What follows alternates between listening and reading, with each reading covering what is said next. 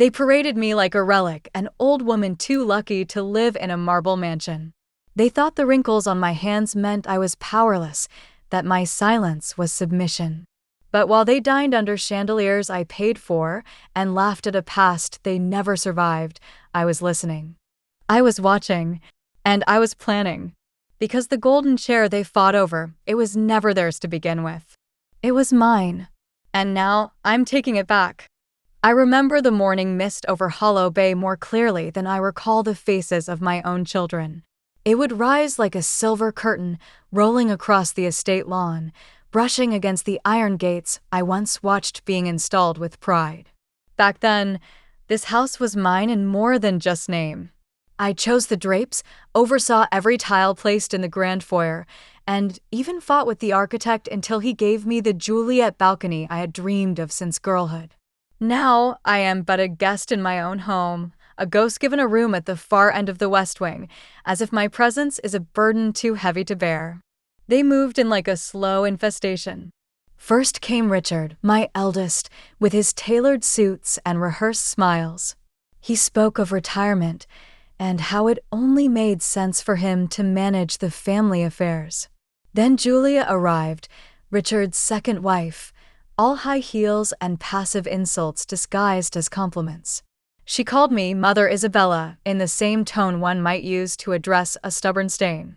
Soon after, my youngest, Michael, returned from the city with his wife Caroline and their daughter Emily. Caroline hardly hid her distaste for the old-world elegance of Hollow Bay. "It's beautiful," she said on her first day while checking her phone. "But very heavy, isn't it? All this wood and velvet, it feels like the house itself is frowning." And yet they stayed. They stayed because despite the frowning walls and the echoing hallways, this house had weight, not just in architecture, but in legacy, in power, in the Marin name. They smiled during breakfast, passed around croissants like civility, and then locked doors behind me when they thought I was asleep. They don't know I see them. That I still rise before dawn, moving through the halls I designed with slippered steps and a shawl to cloak my silence. I hear whispers of stocks, offshore accounts, and deals made over my tea set. They forget this house remembers. It speaks through creaks, through the moan of old pipes, through the shifting of floorboards when someone walks too heavily with guilt. Yesterday, Julia told me, to consider signing over the last remaining deed in my name. "For simplicity," she said. "For unity." I smiled and nodded. It's easier that way. They see a smile and think I'm soft. But that deed is buried deeper than they know, wrapped in more than just legalities. And when they come for it, when they truly come, they'll realize too late what I've been preparing all this time. Because I am Isabella Marin. And I didn't build this estate just to watch it be taken. The dining room had once been my favorite place in the house. It used to host laughter that echoed off crystal glasses and chairs that were always pulled out for someone you loved. Now it was a theater stage, and I, an unwilling extra in the background of a play I no longer recognized. "Let's raise a glass," Richard said, standing at the head of the table like he'd been born there. His voice carried the false confidence of a man who believed charm was inherited like property. "To new beginnings. And to Mother Isabella for everything she's done for this family." The clink of glasses was delicate and hollow, like the bones of this family. Caroline barely lifted her champagne. "Yes, for everything she's done." Julia offered a smile so tight it looked like a wound. "We wouldn't be here without you." I kept my hands folded in my lap and nodded graciously, letting them believe their toast was accepted. But I noticed the detail they overlooked.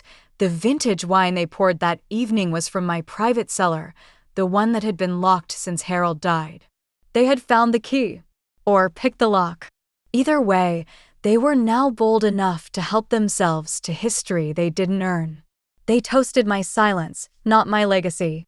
Emily sat beside me, her small hand slipping into mine beneath the table. At 13, she already understood more than most adults in this house.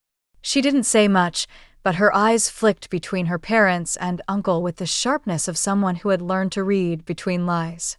"Do you like the wine, Mother?" Richard asked, wiping his mouth delicately with a linen napkin. "I haven't tasted it," I replied, my voice calm but clear. "I thought it was for special occasions."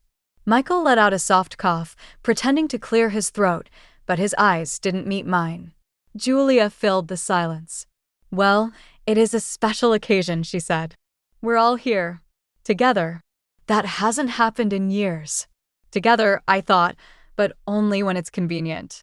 Only when you need something signed, or something buried. The clattering of silverware resumed, a slow symphony of avoidance. Beneath the table, Emily squeezed my hand tighter. Her mother was watching. I released her gently, giving her a soft nod. Later that night, as they laughed over dessert and planned renovations for rooms I still used, I excused myself quietly. No one followed. In the stillness of my chambers, I pulled out a single piece of parchment, aged, cream-colored, with my initials embossed in gold. On it, I began writing. Not a letter. Not yet. A list. Names, dates, conversations overheard. Codes Harold once whispered in sleep. Account numbers. Locations of documents they didn't know existed. I had kept everything, because to them, my silence was surrender. But silence is just the pause before thunder. The last time Harold spoke to me, really spoke to me, was on a gray afternoon just 3 days before his stroke. He had been sitting in his favorite armchair by the fireplace, his hands trembling slightly as he folded a thick stack of papers. He looked tired, older than I had ever seen him, but his eyes were sharp. "I made a change," he said without looking up. "To the will. Just in case." I remember pausing, my teacup midair. "What kind of change?" "The kind that ensures this house won't fall into greedy hands. The kind that protects you if they forget who built all this." He never said names, but we didn't have to. We both knew the change wasn't for strangers. It was for them, our children, their spouses, the ones already circling like vultures. Harold was many things stern, prideful, stubborn, but he wasn't foolish. He had built the Marin estate with care, and he had always said, "You don't build something just to watch others tear it down." The original will had been straightforward. Standard division of assets. Fair. Expected. The new one? Not so much. It granted me full control over the estate, the accounts, the trust funds. It left detailed instructions for the house, including a clause that no permanent structural changes could be made without my approval. But the most critical part was the silent clause, a separate document stored in a vault known only to me and Harold. One that revealed the family's holdings in offshore accounts, shadow investments, and undisclosed assets that Richard believed didn't exist. But Harold had died before the new will could be revealed. Or so they thought. They buried him with flowers and lies, then set their sights on me. Assumed I wouldn't know better. That I hadn't kept a copy. That my mind had withered along with my spine. They were wrong. That night, as rain began to tap against the window panes, I opened the leather-bound journal Harold had left in my closet, the one hidden inside a hollowed-out volume of poetry. Inside were numbers, names, the address of the firm in Geneva, where the final copy of the updated will remained untouched. Safe. As far as they were concerned, the old will, the obsolete one, was all that remained. It was convenient. Easy to manipulate. They toasted to it with expensive wine, not knowing I held the true ending to their fantasy in my hands. And I wouldn't give it up. Not yet. Because sometimes justice is better served slow. And I had waited long enough. The first time they locked the study, they did it quietly. No announcement, no explanation. Just a simple turn of the brass key behind my back. I noticed the change when I went to retrieve an old ledger one afternoon and found the door stiff and unyielding, the lock cold with disuse. "Oh, the study?" Julia had chirped when I brought it up later. "We're having it refurbished." The books were gathering dust, and the light in there so poor. Mold, too, probably.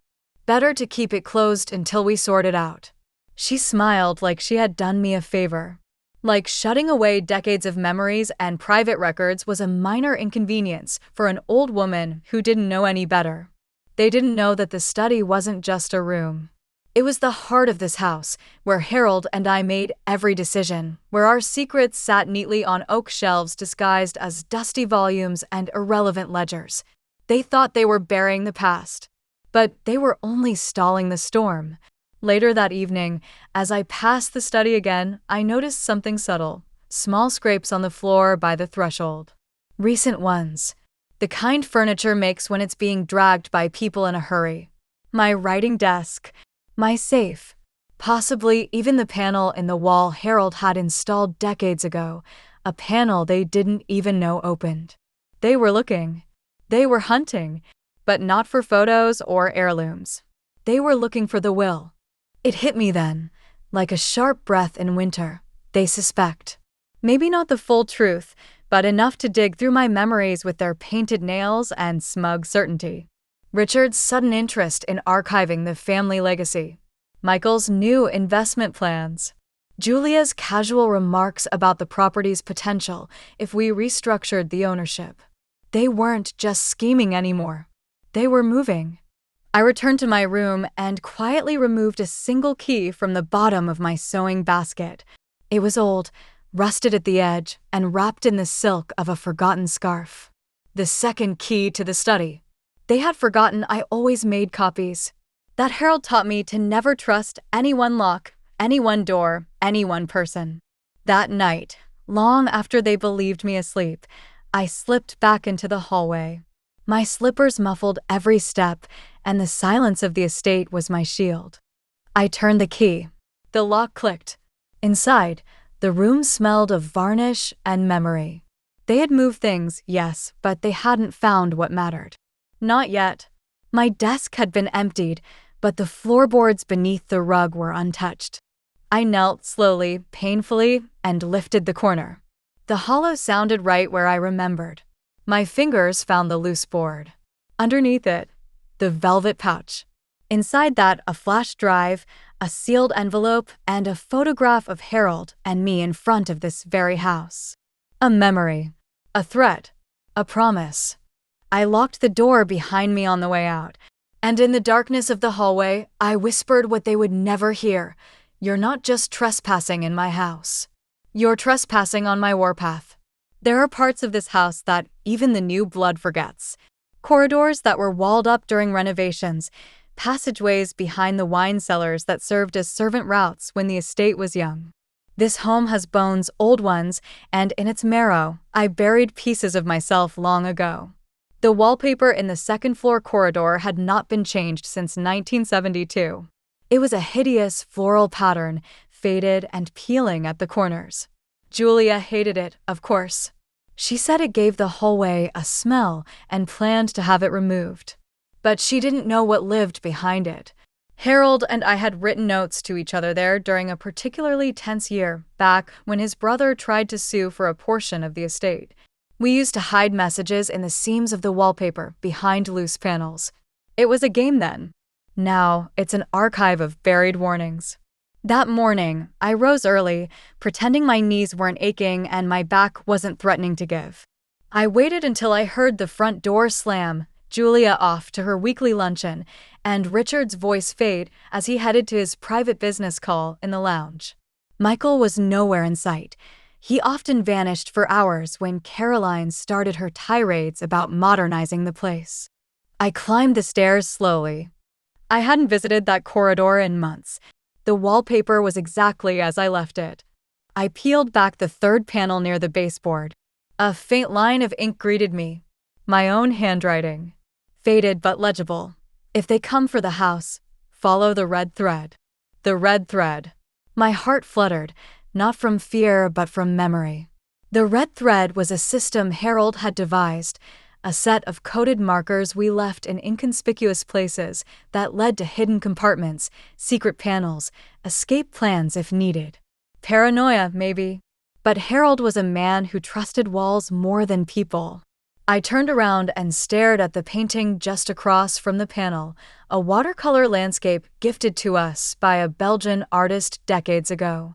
In the frame's lower right corner, barely visible unless you knew where to look, was a tiny loop of crimson thread. Still intact. I pried the painting from the wall. Behind it, embedded in the plaster, was a miniature safe. It hadn't been touched. The dust on the latch proved that. I entered the code, our anniversary reversed, and it opened with a slow, mechanical sigh. Inside, there were 3 things. 1. A leather-bound notebook marked Phase 2. 2. A deed transfer document and signed, yet. 3. A letter from Harold addressed to me. I didn't read the letter. Not yet. The timing had to be perfect. Instead, I secured the items back into the safe, reattached the painting, and smoothed down the edge of the wallpaper. No one would notice. No one ever looked where they believed power didn't exist. They thought I was slow, forgetful, outdated. But if they knew what lived behind the wallpaper, they'd realize this war didn't begin with them. It began long ago, and I never lost track of the battlefield. It was a small detail, but one I couldn't ignore. The soup that night had no salt. The staff knew my preferences. The cook, Elena, had been with us for nearly 20 years. She remembered how Harold liked his eggs, how I liked my tea, and how the soup always needed a touch of sea salt to bring out the flavor of the roasted root vegetables. But that night, intentionally or not, it was missing. Julia noticed, too. She sipped, then set down her spoon with theatrical grace. A bit bland, isn't it, she said, smiling at the rest of the table. But we can't expect Mother's palate to keep up forever. I offered a soft laugh, more out of habit than amusement. Perhaps you've just grown used to the taste of overseasoned things, I replied. Richard chuckled uneasily. Michael remained silent. And Caroline, she didn't even look up from her phone. But I saw Elena through the open archway, just beyond the dining room. She stood perfectly still, her hands folded tightly in front of her. When our eyes met, she gave the slightest shake of her head no. My mind whirled, and in that subtle gesture, I understood. The soup wasn't bland by mistake. It was her way of telling me something was off. Later that night, I found Elena in the kitchen, wiping an already clean countertop. The staff had retired early, no doubt under some new directive issued by Julia or Richard. The lights were dimmed, casting a soft golden glow on the copper pots above the stove. I didn't mean to worry you, she whispered, barely moving her lips. But they're watching everything now, even the spice rack. Who? I asked quietly, though I already knew. Julia mostly, but Richard too. They checked the grocery lists. They asked me where the wine shipments were coming from. And they've been in the pantry. Every day, looking through things. My pantry. That wasn't just a place for food. It was a coded chamber herald, and I used to store documentation, old correspondence, account summaries, and, most importantly, emergency copies of documents that could shift the balance of this house. They wouldn't understand the system. They would only see clutter. But if they found something... Elena, I said, thank you. She nodded, eyes shining. They think you're weak, she said. But I know better. And I'll do what I can to help. I left the kitchen in silence, but my thoughts were anything but quiet. They were creeping closer, one spice jar at a time. But they had made one fatal mistake. They believed their control was complete. They forgot that sometimes it's not the salt in the soup that spoils the meal. It's the fire in the woman who still remembers how to burn. It was a pearl necklace, nothing too extravagant by today's standards, but it held more than monetary value. Harold gave it to me on our 10th anniversary, clasped it around my neck with hands still calloused from building this estate's first wing. For every year, he said, a pearl. One day they'll try to strip you of everything, but never these. These are yours. I kept it in a velvet pouch, hidden in a drawer within my dressing table, one no one ever had reason to open. Until now. That morning, as I prepared for a walk along the cliff garden path, I reached for it. The pouch was gone. My breath stalled. Not misplaced. Not borrowed. Gone. I didn't scream. I didn't call for anyone. I simply stared into the empty space where memory used to sit and realized they were no longer trying to pressure me with suggestions or legal documents. They were taking things, erasing symbols of my power, small ones at first, testing my limits. I walked to the mirror, adjusted my scarf, and left the room as if nothing were amiss. But inside, my mind raced. Who? Caroline never cared for jewelry. Julia, on the other hand, was always fascinated by legacy pieces.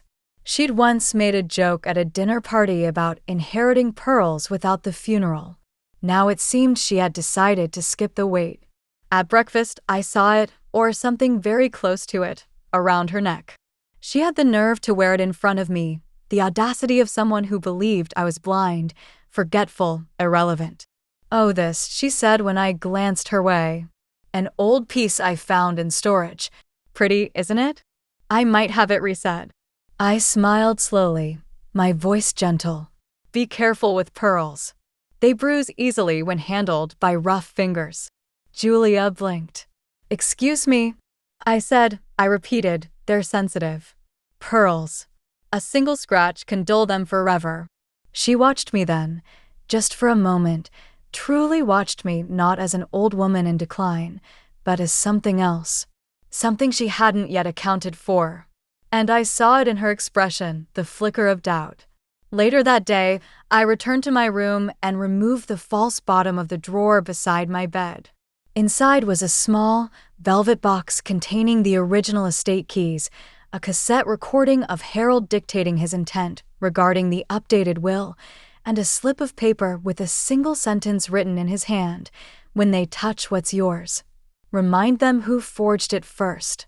I closed the drawer. They had taken a necklace, but I still had the crown. Emily had her grandfather's eyes, quiet, calculating, and impossibly deep for someone so young. She rarely spoke during meals, instead choosing to observe, like a guest at a masquerade ball who already knows the identities behind the masks. That evening, as the family gathered in the drawing room to sip wine and exchange veiled insults, I caught her staring at me, not the casual glances of a child bored by adult noise, but an intense, probing look that made me sit a little straighter.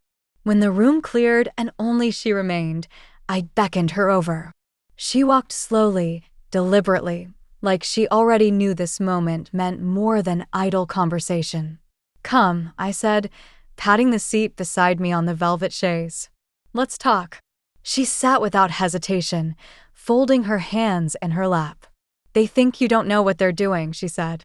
A pause. My breath caught. "They think you're too old to see it. But I see it, too." I turned to her, searching her face. No fear, no hesitation, only quiet loyalty. Her voice was barely above a whisper, but her words carried the weight of unspoken truths. "I saw Uncle Richard in your study last week," she continued. "He told me he was just looking for old photo albums, but he took papers. A lot of them." "What kind of papers?" "Thick ones, tied together. They looked important." He was careful. "And he locked the door behind him." I placed a hand over hers. She didn't flinch. "They've been talking about selling the house," she added. "Not just the land, the whole thing." "But they can't do that, right? Not while you're alive." I smiled gently, though the bitterness behind it burned. "Not legally," I said. "But legality doesn't stop ambition. That's something you must learn early, Emily. Power doesn't shout. It whispers. And it's stolen when you're least looking." Her eyes locked on mine again. "Then I won't stop looking." The weight of that promise settled over us like a quilt.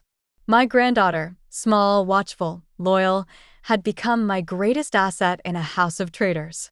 I reached into the fold of my dress and removed a small silver locket. It had no value to them. No diamonds. No inscription. But inside it was a hidden micro-SD card containing scanned copies of the Real will, the Geneva firm's confirmation letter, and the coded access to Harold's untraceable trust.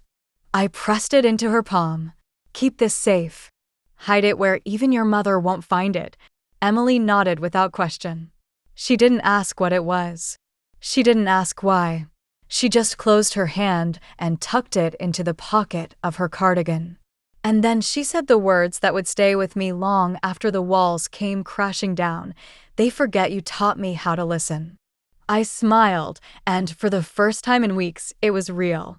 Because I hadn't just built an estate, I had built a legacy. And it was looking back at me through my granddaughter's eyes. The document arrived in a thick white envelope, hand-delivered by Richard's assistant, a young man with an expression too polished for someone so young. He offered a tight smile and a rehearsed, "Just some routine paperwork, Mrs. Marin. Nothing urgent." I didn't open it in front of him. I merely nodded and placed it on the small table by the window, then dismissed him with a look I'd spent years perfecting, soft but dismissive, polite yet immovable. He left quickly. As soon as the door shut, I sliced open the envelope with my letter opener, the one shaped like a dagger, an old gift from Harold. Inside were 3 crisp pages, a cover letter with corporate language, a transfer form, and bold and unmistakable, the newly drafted deed to Hollow Bay Estate. They had rewritten history. The new deed listed all 3 children, Richard, Michael, and Julia, under a joint ownership trust, with my name tucked discreetly as an honorary founder, stripped of authority, but granted lifelong occupancy. In other words, I could live here, but the house was no longer mine. No mention of the original deed. No record of Harold's last changes. No acknowledgement of the legacy I built. I traced the signature line with my finger. They had left it blank, of course. They needed one thing still, my consent. I laughed then, quietly but deeply. It wasn't amusement. It was astonishment. Not at their audacity, I had grown used to that, but at their desperation. They were running out of time. They thought if they moved fast, if they showed me papers filled with impressive fonts and legal phrasing, I'd crumble. That the weight of age would carry compliance. That I'd trade dignity for peace. What they didn't know, what they refused to see, was that every time they pushed harder, I grew sharper. They weren't breaking me. They were sharpening me. I folded the deed neatly, placed it back in the envelope, and tucked it inside the hollow of the antique globe beside the fireplace, a place even Julia hadn't thought to violate yet. Then I reached for my writing pad and began drafting a letter. Not to my children. Not to the family attorney. But to an old friend, one they didn't know existed. A woman named Meredith Langford, now a senior partner at the very firm that held Harold's updated will. Meredith owed me a favor. A large one. And I was about to collect. By nightfall, the envelope was sealed, stamped, and entrusted to Elena with instructions to send it via private courier. No family member would touch it. No trace would remain. When Julia came into my room later that evening, sipping from a crystal glass and wearing my pearls, she glanced at the table and asked sweetly, "Did you get a chance to review the documents?" I smiled and lied. "I'll have a look tomorrow." Because sometimes the most powerful word isn't no. It's not yet. Caroline always pretended to be indifferent, but I knew better. Her disinterest was an act, a mask poorly stitched from boredom and soft contempt. She never truly saw the value of this house, not in its history, not in its weight. But she saw what it could become. Or rather, what she could make it become if I were no longer an obstacle. She fancied herself a visionary, a modernizer. She once joked that the estate would make a fantastic luxury retreat, Marin Manor. She called it, eyes sparkling not with nostalgia, but dollar signs. You could have yoga on the terrace, a meditation suite in the garden, and convert the library into a wine bar, she said one evening with a laugh. The library. Harold's library. I remember her voice, how easily it slid those words across the room, as if she hadn't just tried to gut the heart of this house. That was her weapon. Not threats or arguments, but careless suggestions that sliced deeper than steel. The real dagger came that morning when I walked into the drawing room and found her speaking to an appraiser. He was young, overdressed, and clearly uncomfortable when I entered. Caroline turned smoothly, voice sweet as syrup. "Mother Isabella, you're up early." I thought we'd start cataloging some of the old furniture, for insurance purposes. Nothing will be moved, of course. Just taking stock. But the ledger he held didn't say insurance. It said auction. I approached the appraiser, ignoring Caroline's forced smile. "What company are you with?" I asked. He hesitated. "Garrison and Low, ma'am." Of course. The same auction house Julia had once used to discreetly sell off a portion of her late mother's estate. The woman hadn't even been coaled in the ground. Caroline stepped between us gently. "It's just preliminary. You know how unpredictable things are these days. We need to be prepared." Prepared. The word sat like bile on my tongue. "Do you plan to sell me with the chairs?" I asked, smiling so sweetly she missed the venom. Caroline blinked. "I'm sorry." "Well, you're cataloging everything, aren't you? The china, the artwork, the heirlooms." "I'm practically antique myself. Wouldn't want to be left behind in the fire sale." The appraiser flushed. Caroline's smile faltered. I turned to him. "You can leave now. Nothing here is for sale." He looked to Caroline, who hesitated. Then, silently, he packed up his things and left without another word. The moment the door clicked shut, Caroline's face changed. "You can't keep everything, Isabella," she said, voice low and tight. "This house is suffocating. You may not see it, but we do. It's decaying, and it's taking you with it." I stepped closer, letting her see that there was nothing decayed about me, not in mind, not in memory, not in spirit. "No, dear. What's suffocating you is that you'll never own this place. Not truly. Not while I'm breathing." She opened her mouth, but I had already turned away.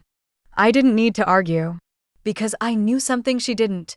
The real dagger in this house wasn't hers. It was the one I kept sheathed behind every polite smile. And when the time came, I'd let it sing. The estate was never just bricks and chandeliers. It was a vault, a living body of secrets layered beneath silk curtains and plastered walls. And the most valuable organ, the one beating in silence for years, was the account Harold had kept offshore. The one no one but he and I ever spoke about. We called it the ghost account.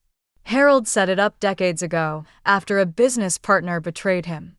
"Never place all your wealth in rooms other people can enter," he said, sliding the folder across my desk. "This is the part of our life that lives beyond reach." I hadn't thought of it in years. It was secure, dormant, earning interest under layers of anonymity. Untouched, undisturbed. Until now. I remembered it again after Caroline's stunt with the appraiser. If she was desperate enough to value my furniture, it meant they were running out of patience, and likely out of money. Which explained why Richard had been whispering on the phone so often, and why Julia had been so eager to get me to sign those revised documents.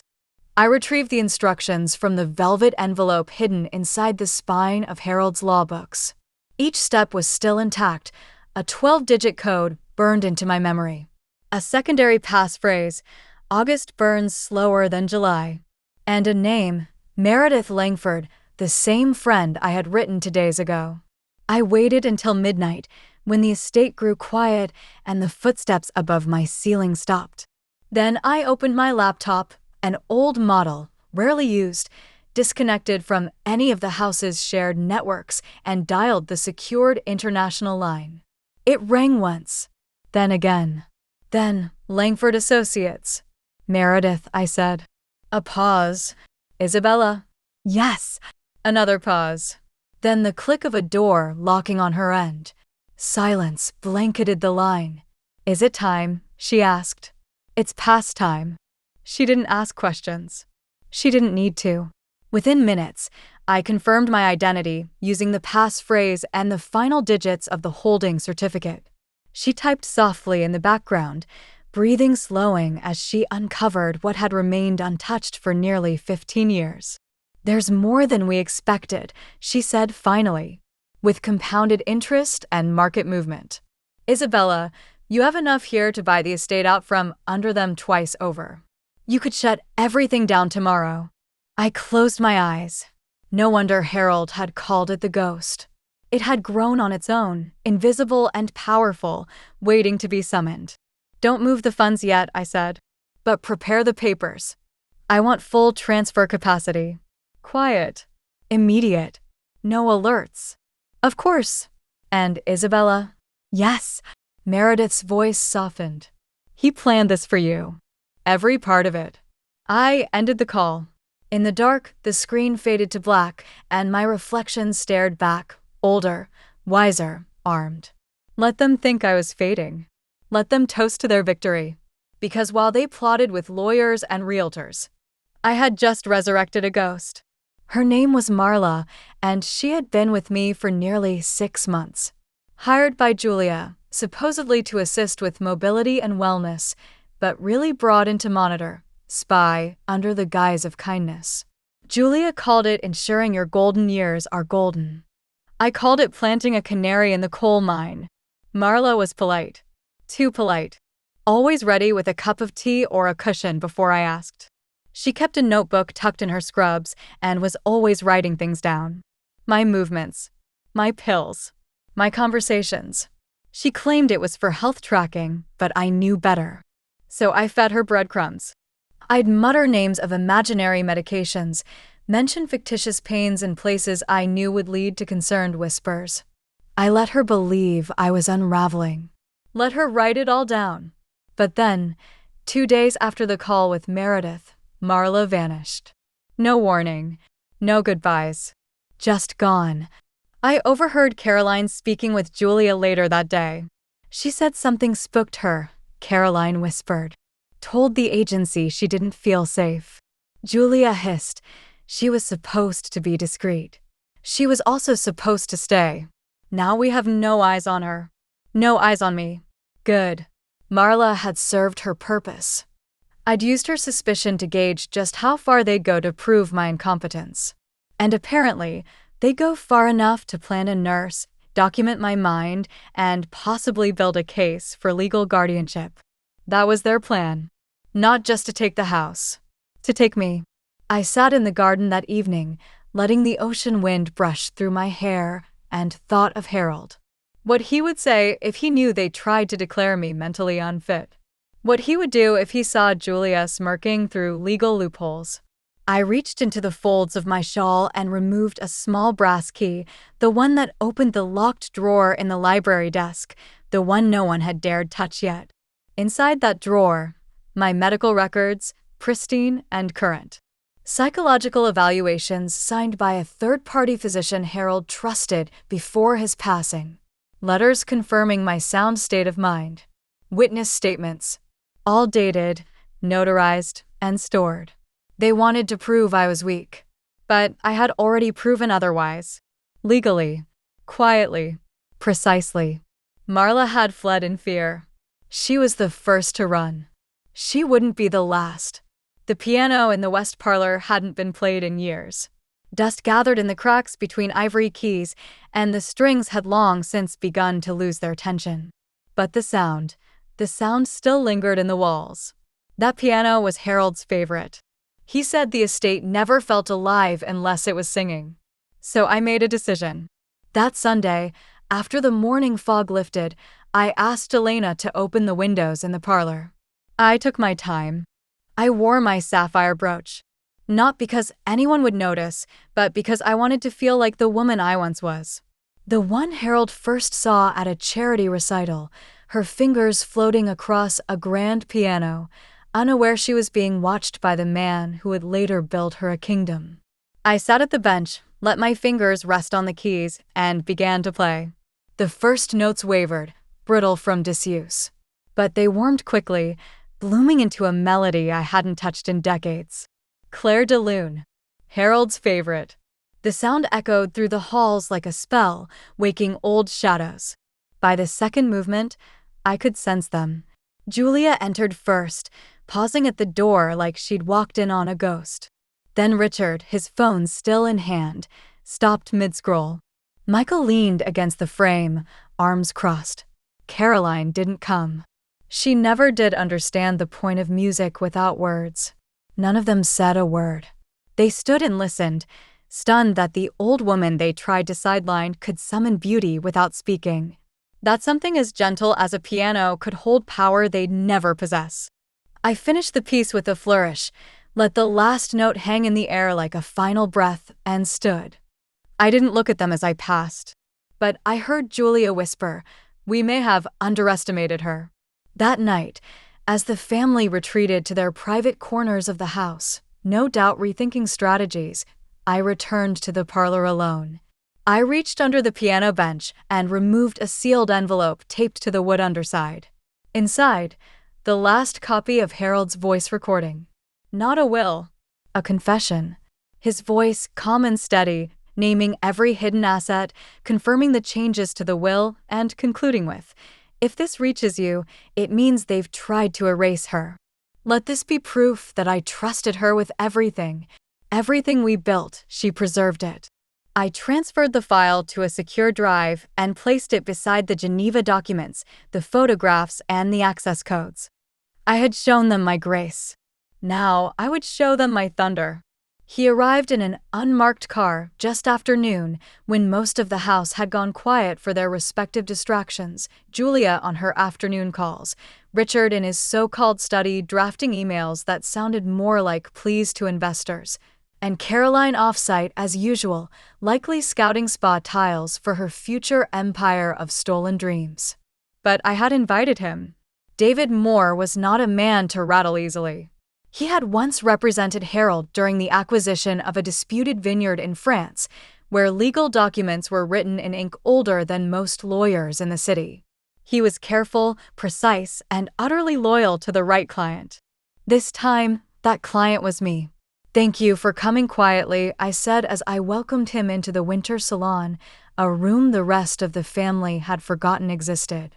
He nodded, brushing flecks of salt from his coat sleeve. "You said it was urgent." I handed him a heavy leather folder, aged but meticulously preserved. "The last will. The one Harold signed before his stroke. And everything else you'll need to ensure it's enforced at the right time." He leafed through the documents, his trained eyes scanning, pausing, flipping. His brow arched. "Isabella, this changes everything." "Yes," I said. "It does." He found the page with Harold's signature. His eyes flicked to the notary seal. Then to the page outlining the property trust, naming me as sole executor, with the clause that no transfer, sale, or change of ownership could occur without my written approval. His eyes widened slightly. "They've been acting without authority." "They've been assuming authority," I corrected. "It's time they're reminded that assumption is not ownership." I reached under the armrest of my chair and retrieved a second file. This is the paper trail of their attempts, draft deeds, unauthorized appraisals, and even a list of items they've tried to move out of the estate. Julia even prepared an offshore transfer clause. I had Elena intercept the printout. David took the file slowly, almost reverently. "This is damning. You want me to act now?" I shook my head. "Not yet. Not until I say. I want them comfortable. I want them certain. They think I've started to fade. They see piano playing as a last act of nostalgia." David smirked. "They're mistaking elegance for surrender." "Exactly. We spent an hour finalizing the strategy, a controlled reveal, pre-filed notices, and a court order that would freeze any transfer of estate assets the moment I pulled the string." As he stood to leave, I placed a gloved hand on his arm. "One more thing, David." "Yes. If anything happens to me before we act, anything suspicious, anything at all, this folder goes to the press." He looked at me for a long moment. Then he nodded, solemnly. "You're far from defenseless, Mrs. Marin." I smiled. That's the part they'll regret the most. As his car disappeared down the drive, I returned to the salon window and looked out across the cliffs. They believed their schemes were nearing triumph. But they didn't realize the game had just turned. And I held every piece on the board. It was an odd thing to notice, Julia ordering black dresses for herself and Caroline in the middle of summer. I saw the delivery receipt on the hallway table before anyone realized I was standing there. 2 designer gowns, Tailored, somber, expensive. Delivered express. Elena found me moments later, still staring at the receipt. They're planning something, she said softly. Funeral wear, I murmured. But no one's dead. Not yet. The realization sat in my chest like ice. Either they were preparing for a tragedy, or they were preparing to stage one. I didn't believe in coincidence anymore, not in a house where every locked door spoke secrets and every smile was laced with motive. Later that evening, at dinner, Julia wore red. But her eyes were rehearsing grief. Mother, she said sweetly, you've been looking so tired lately. Are you sleeping enough? You know stress at your age can be, well, difficult. Don't worry about me, I replied, slicing my roast calmly. I've always done my best sleeping when others are wide awake scheming. She blinked, caught off guard for just a second. Richard cleared his throat. Perhaps you should consider seeing someone. A specialist, just for a routine evaluation. How thoughtful, I said. Are you suggesting it out of concern for me, or for the paperwork you hope to push through once I'm declared incapable? Michael looked up from his plate, frozen. Caroline sipped her wine, silent. They weren't just planning to steal the house. They were preparing to mourn me into silence. If not legally, then literally. It was bold, risky, stupid. But desperation does that to people who've built nothing and now fear losing everything. After dinner, I returned to my room and locked the door. I took the envelope from the hidden panel inside my dresser and removed a second USB drive, this one containing medical logs from the estate pharmacy. Over the past 3 weeks, someone had been lowering the dosage of my prescribed medication and refilling with off-brand substitutes, ones that cause fatigue, mental fog, and confusion in the elderly. They were already trying to make me sick. Subtly, slowly, Elena helped me switch out the pills 2 weeks ago after we both noticed the change in packaging. So I'd been pretending to grow tired, to stumble, to forget dates. All the while documenting every change, every swap. I copied the evidence to a fresh drive, placed it into a tiny envelope, and tucked it inside one of Emily's art books, The Secret Garden, her favorite. If they came for me, if they tried to put me in the ground before my time, she would know. And the world would see them wearing black not for my funeral, but for their own ruin. It came in an envelope far too elegant for what it truly was, a betrayal wrapped in gold leaf.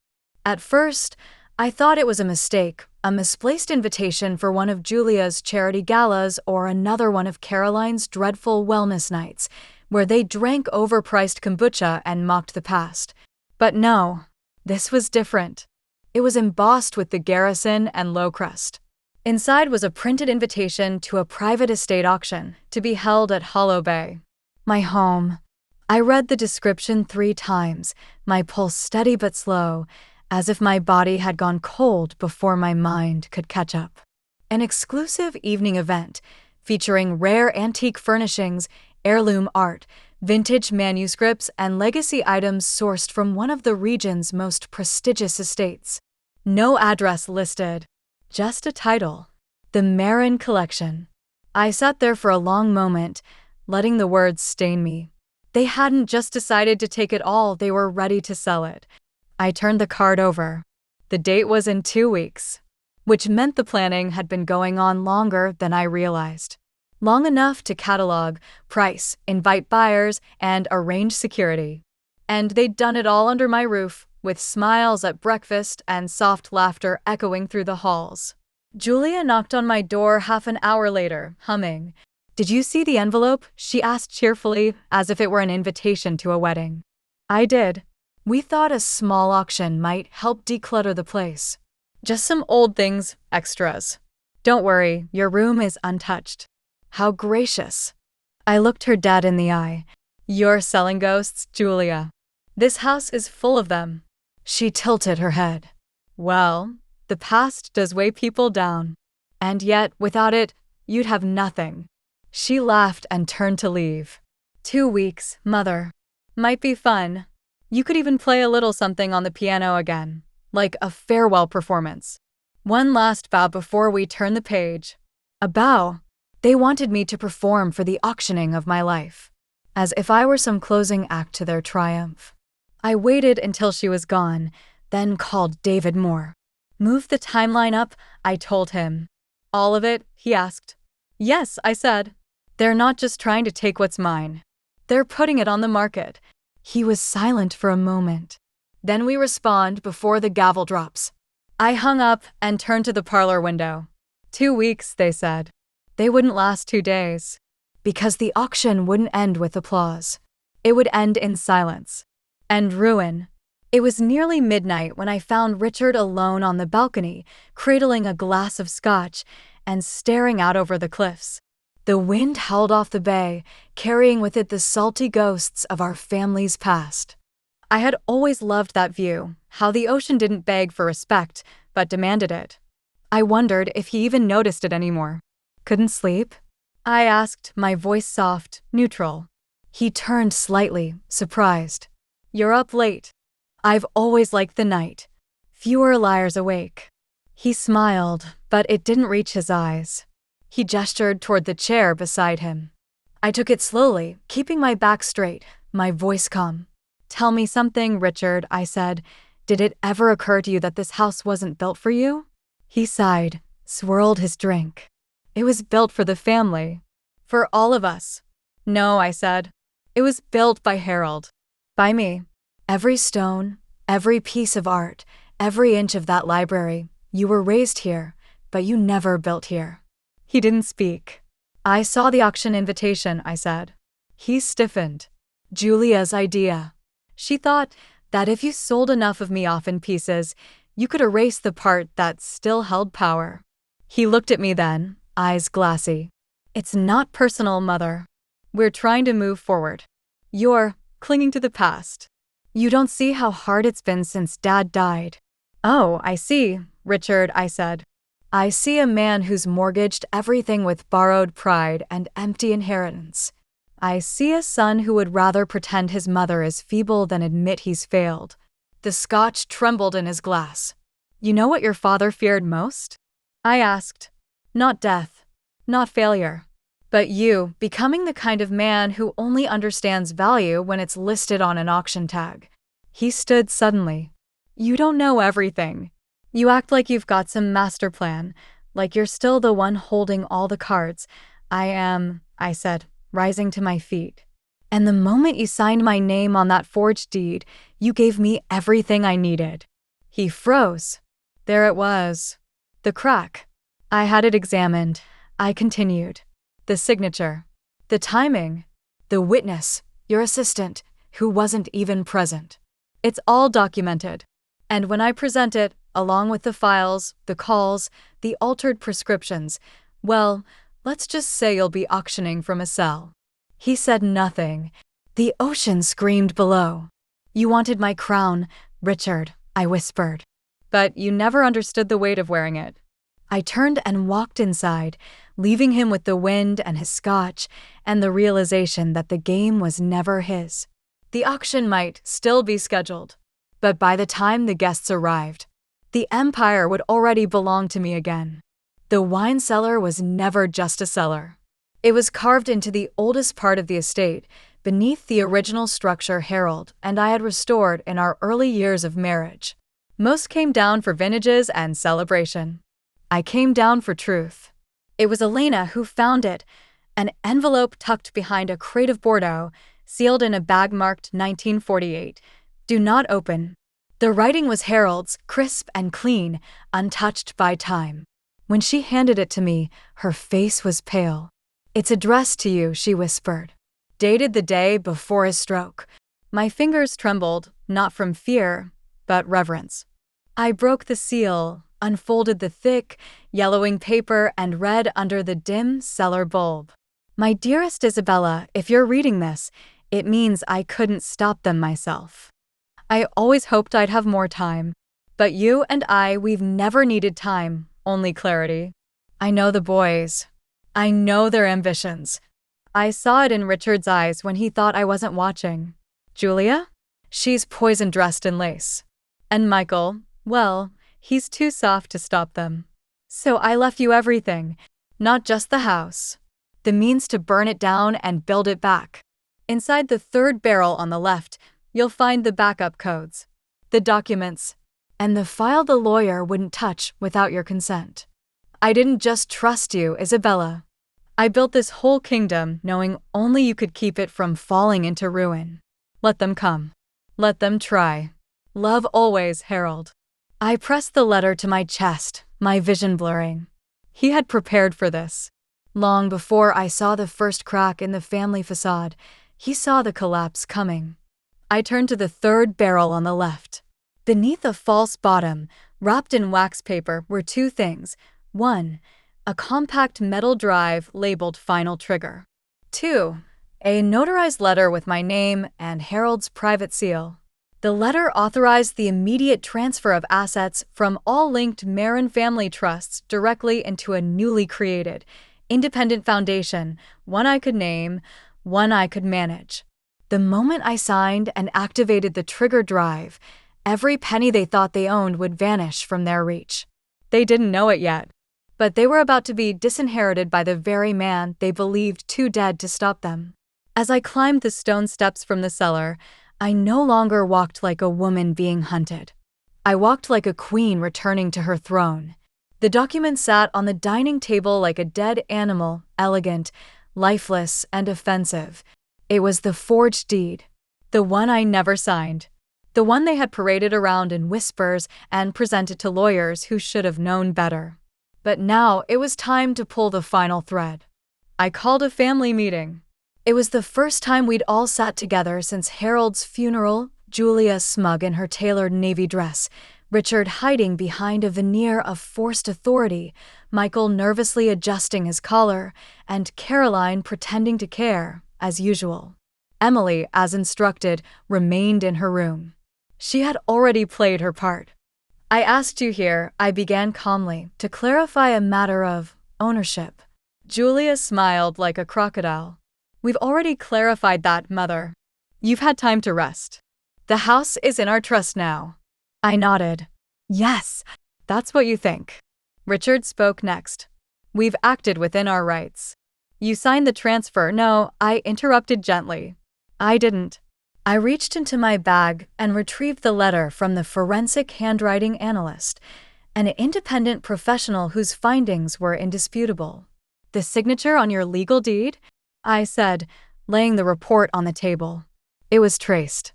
From a copy of my old driver's license, no less. Amusingly sloppy. And criminal. Michael paled. Caroline shifted in her seat. But Julia? She reached for her wine glass. I'm sure there's an explanation, she said too smoothly. You've been forgetful. Let me help your memory, I said. I turned to Richard. Your assistant, Mr. Lang, wasn't present when the document was signed. He admitted it in a recorded phone call. You really should have paid him more. The room froze. I opened my laptop and pressed play. Lang's voice spilled into the room, shaky and eager to protect himself. I wasn't there when she signed it. I didn't actually see Mrs. Marin do anything. Mr. Marin just told me to notarize it after. I let the silence settle. You know what this means, don't you? I asked softly. Forgery. Fraud. Conspiracy to defraud an elderly person of her estate. You wouldn't press charges, Julia said, her tone sharpening like a blade. You're still our mother. No, I said. I was your mother. Before you tried to bury me in my own house. Then I turned to the final piece, the document David Moore had couriered that morning, the activation of the Marin Legacy Foundation, fully funded by the ghost account and legally severed from all Marin family members except one. I handed it to Julia. Meet your replacement, I said. The estate now belongs to the foundation, and I am its only trustee. Richard stood, angry. You can't do that. I already did. He looked at me, seething. Then what's left for us? I smiled. Dinner, if you're hungry. And the door. I trust you know where it is. They didn't leave right away, not physically. No, they lingered for hours, pacing the estate like ghosts, refusing to accept they'd already died here. Julia made phone calls that went unanswered. Richard shouted in hallways like the volume could reverse the facts. Caroline packed without looking me in the eye. And Michael, poor Michael, just sat in the garden staring at the sundial Harold installed when he still believed his sons would honor time. But I didn't watch them grieve their fall. I sat in the parlor where the light touched only half the room, just enough to remind me of every inch I'd fought for. The papers were signed. The foundation had been activated. The accounts were sealed, and the will, the real one, was now public. My medical files, the pharmacy logs, the forged deed, the confession recordings, all compiled into a digital archive and sent to the family attorney, the press, and a private judge. There was no path left for them. They had tried to build a throne from my silence, to steal the crown by declaring me too old to wear it. But the golden chair in this estate, the power, the control, the legacy, had never been theirs. And today, they finally knew it.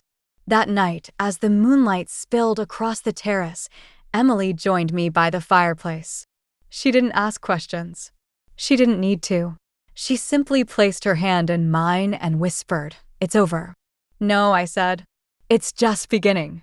Because now that the house was free of vultures, I could begin to breathe again. I could turn Hollow Bay into what it was always meant to be, not a showroom for thieves, but a sanctuary for legacy. "I want you to learn everything," I told her. "Not just the history. The books, the codes, the laws. I'll teach you all of it." She nodded. Her eyes gleamed. "They thought they were building an empire," I said softly.